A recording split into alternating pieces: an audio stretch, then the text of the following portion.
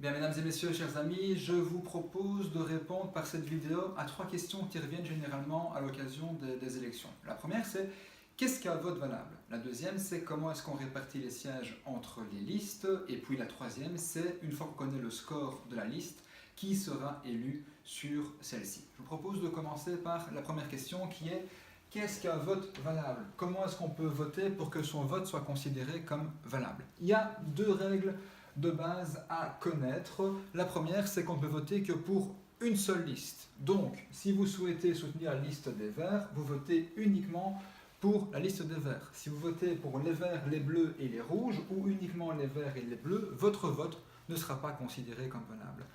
La deuxième règle fondamentale à retenir, c'est que vous devez vous exprimer dans les espaces qui sont réservés à cet effet. C'est-à-dire que vous noircissez les cases qui sont prévues. Si jamais vous faites des signes distinctifs ailleurs, que vous écrivez votre nom, votre prénom, ou que vous faites un dessin, ça veut dire que votre vote sera considéré comme nul, car on pourra vous reconnaître lors du dépouillement. Donc ça, c'est les deux règles de base à connaître. Alors ensuite, je vous l'ai dit, la première règle, c'est voter pour une seule liste.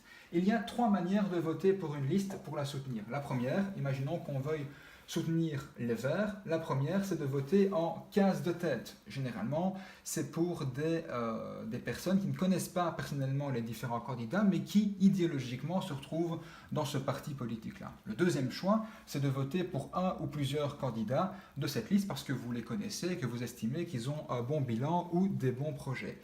Et puis la troisième possibilité, c'est de voter et en case de tête et pour un ou plusieurs candidats. Ce qui est fondamental à retenir là-dedans, c'est qu'un citoyen égale une voix. Autrement dit, lorsque vous votez pour un ou plusieurs candidats, vous donnez une seule voix à la liste. Et si cette voix est valable, alors la liste aura un ensemble de voix qui, ensemble, forment le chiffre électoral. C'est un concept important sur lequel je vais maintenant revenir pour l'histoire de la répartition des sièges. Ça m'amène à mon slide suivant.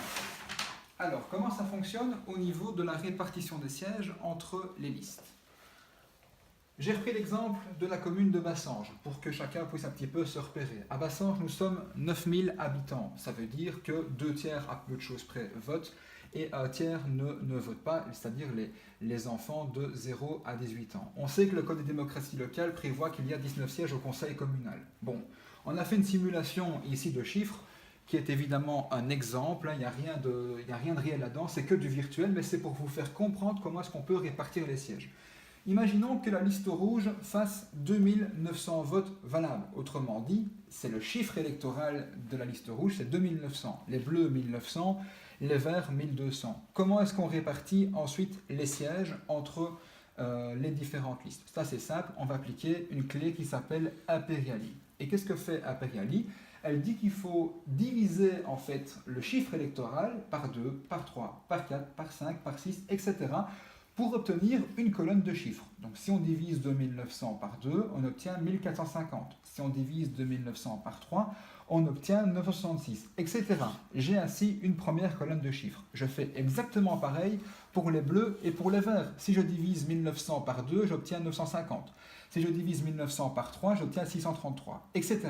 Je me retrouve donc face à 3 colonnes de chiffres ici. Je sais que j'ai 19 sièges à répartir. Je vais simplement prendre les 19 plus gros chiffres qui se trouvent dans ces 3 colonnes prises ensemble. Ça veut dire quoi? Le plus gros score, vous voyez ici, c'est 1450.